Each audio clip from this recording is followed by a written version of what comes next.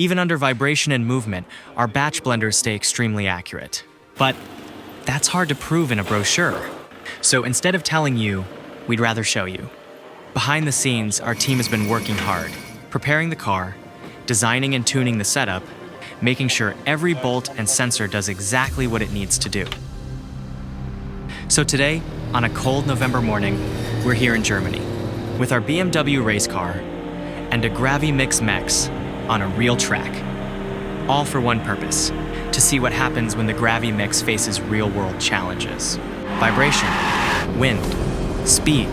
If accuracy survives that, it survives anything. Welcome to the Gravimix Ultimate Stability Test.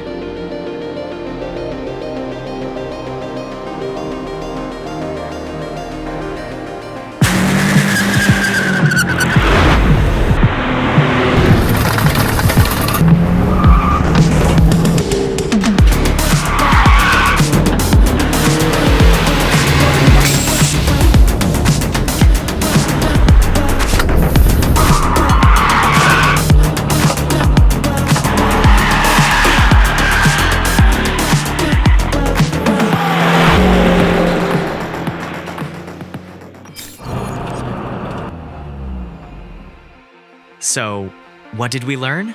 Can we do it? Yes and no.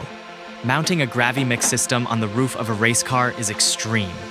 It's not where it is meant to live. But even in those conditions, in just 2 laps, we managed to dose nearly 4 kilograms.